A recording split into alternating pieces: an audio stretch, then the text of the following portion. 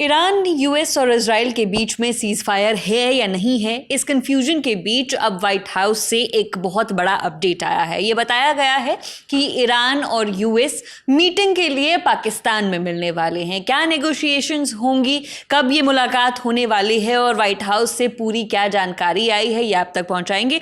हमारे साथ इस वक्त ऋतु है। ऋतु, क्या क्या अपडेट्स हैं हमारे पास? जी, ये यूएस ने और ईरान ने दोनों ने कंफर्म किया है कि सैटरडे यानी कि 10 अप्रैल को दोनों देश मिलेंगे पाकिस्तान के इस्लामाबाद में नेगोशिएशन के लिए। और उन्होंने इस चीज़ को फर्स्ट राउंड ऑफ टॉक्स कहा है। मतलब ये फाइनल स्टेज नहीं होगा सीज फायर का, फर्स्ट राउंड ऑफ टॉक होगा।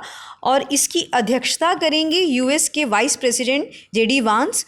और इसमें और भी सेक्रेटरी होंगे, 2 प्रेस सेक्रेटरी होंगी। कैरोलिन लेविट ने इस बात को कंफर्म किया है।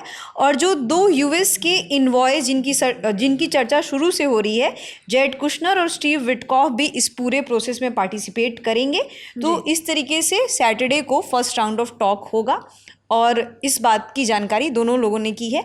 हालांकि जो अब्बास अरागची हैं, जो ईरान के फॉरेन मिनिस्टर हैं, उन्होंने एक ट्वीट किया है और उस ट्वीट में इस बात की जानकारी दी है, क्योंकि अभी हम लोग बहुत सारी ऐसी खबरें कर चुके हैं जिसमें सीज़ फायर के उल्लंघन की खबरें आ रही हैं कि लेबनान पे अटैक हो रहा है। तो उन्होंने ये चीज़ बोला है कि लेबनान पे इज़राइल अटैक किए जा रहा है और अगर इज़राइल की तरफ से भी अटैक होता है तो भी हम दोनों देशों को टारगेट करेंगे, क्योंकि इन दोनों ने मिलकर हम पे अटैक किया था।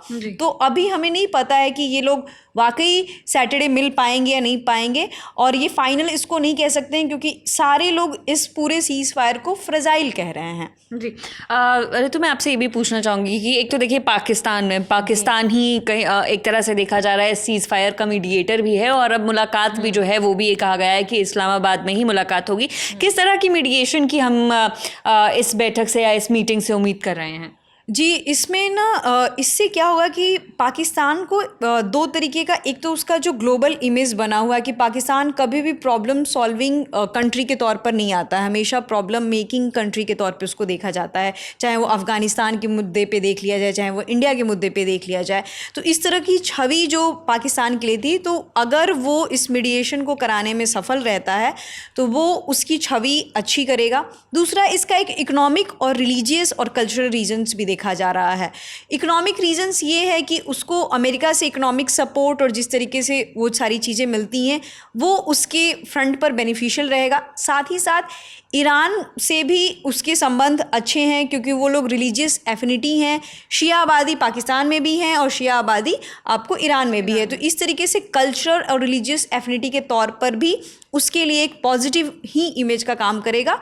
पर बहुत सारे एक्सपर्ट्स कह रहे हैं कि अभी इसको फाइनल लेवल ऑफ टॉक्स नहीं माना जाएगा, क्योंकि कई बार ऐसी चीज़ें हुई हैं लेकिन फिर से अटैक्स हो जाती हैं, और अभी भी हमने लेबनान की खबरें देखी हैं, तो अटैक तो हो ही रहे हैं। जी बिल्कुल, अभी कुछ ही समय पहले हमने आपको ये जानकारी भी दी है कि सीज़ फायर का उल्लंघन इसको ईरान मान रहा है। लगातार इजराइल द्वारा लेबनान पर कुछ अटैक्स किए गए हैं, जिसमें 700 से ज़्यादा लोग घायल बताए जा रहे हैं और लगभग 90 लोगों की इसमें मृत्यु भी हो चुकी है। तो इस वक्त का जो बड़ा अपडेट था वो ये था कि इजराइल की जानकारी तो अभी नहीं है, लेकिन यूएस और ईरान जो है वो एक ही टेबल पर बैठकर मीटिंग करेंगे, और ये मीटिंग इस्लामाबाद में होने वाली है। इसको भी एक तरह से पाकिस्तान ही मीडिएट करने वाला है। व्हाइट हाउस से ये जानकारी निकल कर आई है।